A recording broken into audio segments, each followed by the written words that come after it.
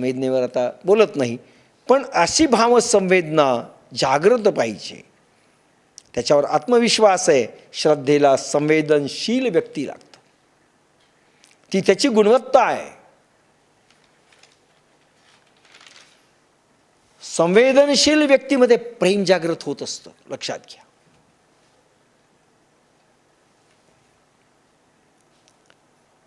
तो दुसऱ्यावर अवलंबून नसते, ती दुसऱ्यावर अवलंबून नसते संवेदनशीलता.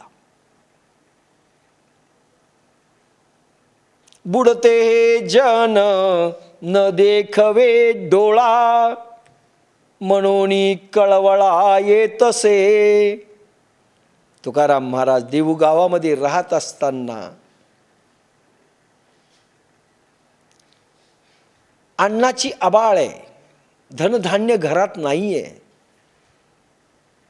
पोरांना उपासमार होते आहे, तरी भाव संवेदना ही मूर्ख माणसं बुडतायत, नरकात जात आहेत, यांना आशेचा किरण नाही, म्हणून मला कळवळा येतो म्हणतात. याला म्हणतात भावसंवेदना. स्वतःविषयी नाही, जगाविषयी. अरे जग बुडायलंय, कळवळा येतोय. असं म्हणतात तुकाराम महाराज आणि रामदास महाराज.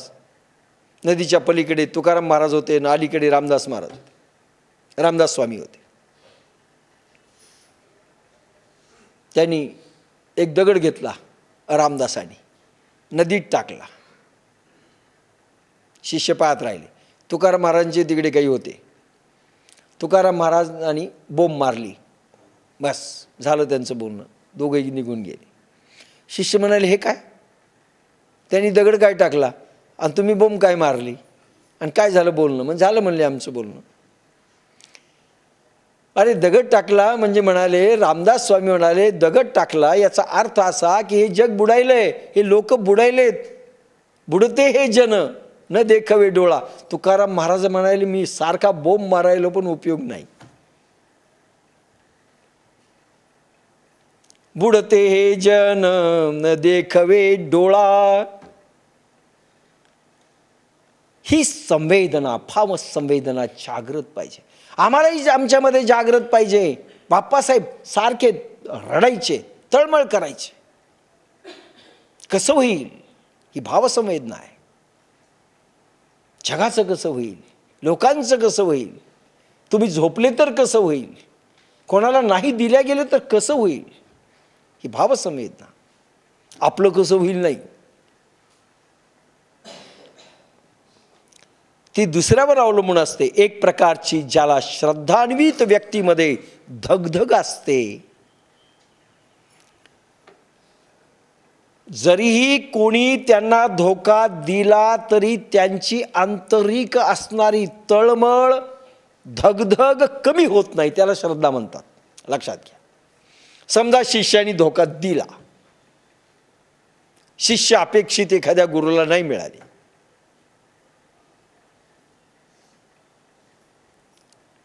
जरी धोका दिला, काही निघून गेले, म्हणून ते सोडत नाहीत, कारण त्यांची धगधग कायम असते.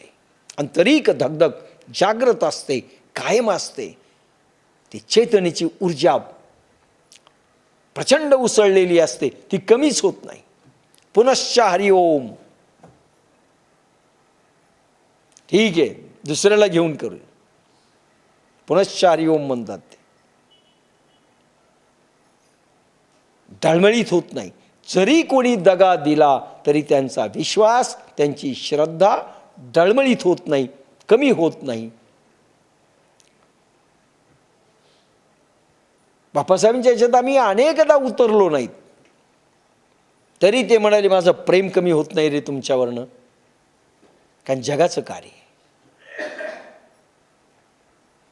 की जरी विश्वासपात्र व्यक्ती नाही भेटला तर त्याच्याविषयीचं ममत्व, प्रेम कमी होत नाही, त्याला श्रद्धा म्हणतात. ज्या व्यक्तींचं कमी होत नाही. धोका दिला तरी हा विश्वास कमी जास्त होतो. श्रद्धावान व्यक्ती आत्मनिर्भर असते, स्वयंपूर्ण असते, आत्मनिर्भर असते. कशाची चिंता नाही आहे त्यांना. ते अंतरी दृढ असतात. जो अंतरी दृढ परमात्मरूपी गुढ, बाह्य तरी रूढ लौकिक जैसा. अरे सर्वसाधारण माणसासारखा दिसेल, पण जो अंतरी दृढ, अंतरी दृढ आहे, निश्चल आहे. अरे हे काय शेणामेण्याची माणसं तुमच्या समोर आहेत. येशू ख्रिस्तापाशी 8 का फक्त 12 शिष्य होते.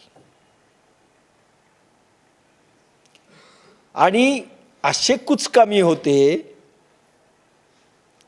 काही व्यापारी होते 2-4, काही लेबर होते, काही असेच होते. सगळे आपल्यासारखे ग्रॅज्युएट, पोस्ट ग्रॅज्युएट नव्हतेच. हायली क्वालिफाईड, हायली डिस्क्वालिफाईड असेच होते. ती शेणामेणाची माणसं पाहिल्यानंतर सगळ्यांना वाटायचं येशू ख्रिस्त आता सगळं जगामध्ये ख्रिस्ती धर्माचा प्रचार करणार, यांच्या जोरावर का. एकदा येशू ख्रिस्तानी त्यांना सांगितलं, काही शिष्यांना, तयार व्हा म्हणले सगळ्या गोष्टींकरता. आता ते म्हणाले तुम्ही आम्हाला नाही, आत्मसाम्राज्याच्या धनी होण्याकरिता तुम्ही तयार व्हा. काही शिष्य आले, शब्द आता तुम्हालाही टाकला आहे, ते आले. कधी आम्हाला राज्य देणार सांगा, पंतप्रधान कोण असणार. ही अक्कल. म्हणजे गुरु काय बोलतायत, त्याचे अर्थ काय निघतायत, असे शिष्य. पण त्याच लोकांना घेऊन आज अर्ध्या जगाच्या वर ख्रिश्चन धर्माचा प्रचार झालेला आहे. लक्षात घ्या. शिवाजींनी अगदी शेतीत काम करणारे लेबर उभे केले. कोण दादोजी कोंडदेव, कोण धनाजी जाधव, कोण तानाजी मालुसरे, कोण येसाजी कंक. हे सगळी साधी माणसं, खेड्यातली अंगठे बहाद्दर.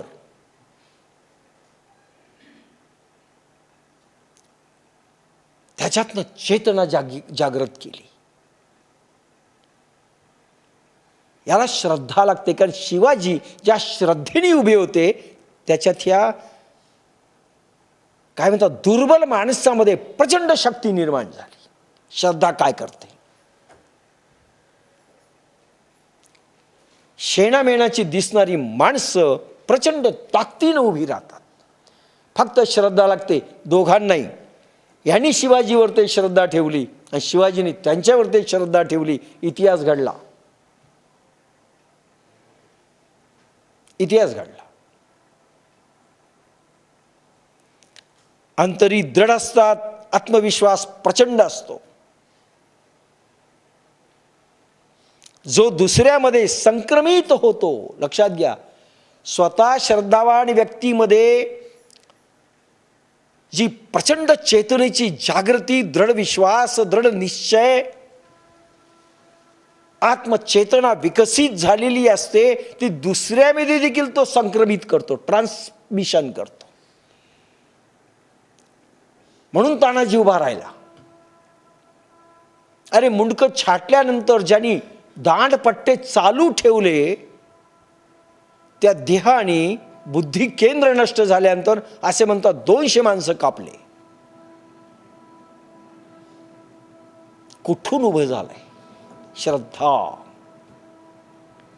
शिवाजीच्या राष्ट्रदेवतेच्या भोवती जे परमप्रेम विकसित झालं, त्यांनी श्रद्धेचं रूप घेतलं, ज्याचं ट्रान्समिशन शिवाजींनी आपल्या धगधगत्या आगीचं त्यांच्यात संक्रमित केलं आणि उभे झाले. म्हणून संक्रमण गुरु तो जो संक्रमण भावनेचं करू शकतो, उभं करू शकतो.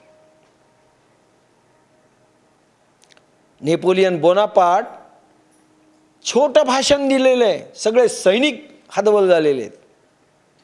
नाही, आम्ही आता लढणार नाही, शस्त्र खाली टाकलेत. अरे 10 मिनिटाचं एक छोटं भाषण दिलं, जोमाने उभे राहिले आणि युद्ध जिंकलं. ही जी शब्दात ताकद येत असते, याला श्रद्धा आवश्यक असते. त्याचं संक्रमण व्हावं लागतं दुसऱ्यात. काही कंपन्यांनी आपल्या व्यवस्थापनामध्ये श्रद्धेला स्थान दिले आहे. कॅलिफोर्नियामध्ये कंपनी हेगबर्ग कन्सल्टिंग ग्रुप, त्याच्यामध्ये त्या कंपनीने उत्तम नेत्यामध्ये गुण काय असतात हे लिहिलं आहे. नंबर 1, लोकांनी ताबडतोब उत्तम नेता कोणाला म्हणतात, उत्तम अधिकारी कोणाला म्हणतात, उत्तम प्रशासक कोणाला म्हणतात, जो सर्वांशी इमिजिएट लोकसंपर्क ताबडतोब करू शकतो. आमची कोणाची ओळख नाही म्हणून आम्ही जातच नाहीत. नो, उत्तम नेता. राष्ट्रीय स्वयंसेवक संघाची स्थापना 1925 साली डॉक्टर हेडगेवारांनी नागपूरला केली. शाखेत छोटे छोटे स्वयंसेवक होते, अगदी बालक. मोरोपंत पिंगळे, भाऊराव देवरस, बाळासाहेब देवरस, अशी सगळी छोटी मंडळी, नानाजी देशमुख. आणि एक एक पोराला कॉलेज शिकवण्याकरिता त्यांनी सांगितलं इथे नाही थांबायचं. आता कॉलेजला कोणाला उत्तर प्रदेशमध्ये पाठवलं, कोणाला दिल्लीत पाठवलं, कोणाला बेंगलोरला पाठवलं, जा आणि तिथे हिंदुत्वाचा ध्वज उभा करा.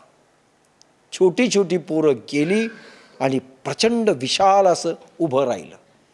किती श्रद्धा संक्रमित केली आणि ही किती श्रद्धेने उभी राहिली की ज्याच्यामुळं प्रचंड काम उभं राहिलं आहे देशामध्ये.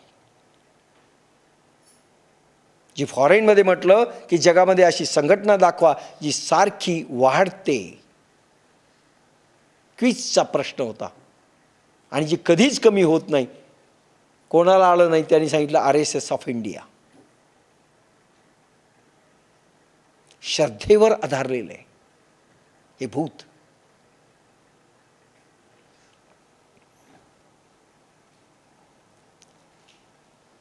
म्हणून उत्तम गुण कोणते? त्याचा लोकसंपर्क दांडगा आहे. लोकांना ज्यांना जोडता येते, जोडता येतं, ते सहृदयी असतात. स्टोन हार्टेड नाही बरं का, दगडाचं काळीज नसतं त्यांचं, सहृदयी. मनमोकळ्या स्वभावाचे असतात, रिझर्व नसतात, असं गाठ बांधून ठेवतात स्वतःशी. तो आपल्या मनाचा थांग पत्ता लागू देत नाही, आपण म्हणतो ना, तसं नाही. नो रिझर्वड आहे, मन मोकळे असतात, स्पष्ट वक्ते असतात. तुझं बरोबर नाही, प्रेमाने सांगतील. मूर्खा तुझं बरोबर, असं नाही. स्पष्ट वक्ते असतात, पण ते श्रद्धावान असतात व प्रतिबद्ध असल्यामुळे, कारण श्रद्धा त्यांची एका अशा ध्येयावर ते केंद्रित झालेली असते. भले राष्ट्र असो की देव असो की धर्म असो, समाज असो, अशा एका याच्यावर ते केंद्रित झाली असते. उच्च प्रतीच्या श्रद्धेच्या अधिष्ठानावर ते, किंवा विश्वास एखाद्या याच्यावर ते, ध्येयावर ते प्रतिबद्ध झालेले असतात की मला एक करायचंय काम. लोकांना ते कार्यप्रवण करतात, हजारो लोकांना कार्याला लावतात. आपण म्हणतो आमचं कोणी ऐकत नाही, कारण आपल्याकडे ध्येयवाद नाही, ते ध्येयाचं अधिष्ठान नाही, ती कार्यप्रवणता आपल्यात नाही आणि श्रद्धा नावाची वस्तू त्या वस्तूवर नाही, म्हणून आमचं कोणी ऐकत नाही. दुसऱ्यांना कार्यप्रवण करतात, हजारो लोक कामाला लावतात. ज्याचा स्वतःवर भरोसा असतो तो दुसऱ्यावर ठेवतो. समूहाला एका लक्ष्यावर ते नेतो. तो एक लक्ष्य, एक ध्येय, याच्यावर ते जनता जनार्दनाच्या समूहाला तो डायव्हर्ट करतो. तो प्रवाह बदलतो. तो नाही वाहत जात लोक म्हणतील तसं. पहा श्रद्धा काय करते. अर्जुनाला श्रद्धावान हो म्हटलंय.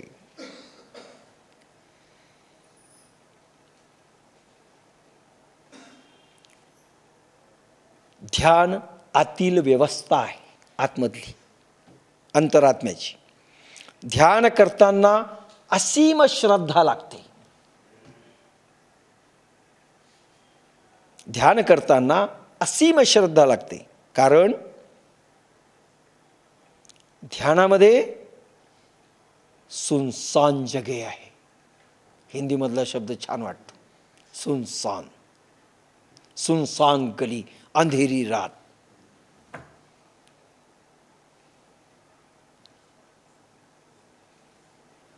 आहे की नाही? कारण अंजान पथ आहे, अंजान आहे सगळं. चिन्ह नाही, देव देखील दिसत नाही ध्यानामध्ये. ध्यानामध्ये दर्शनही नाही, बरं काही नाही. अवचेतनेच्या अंधाराच्या गल्लीत जाणे म्हणजे ध्यान.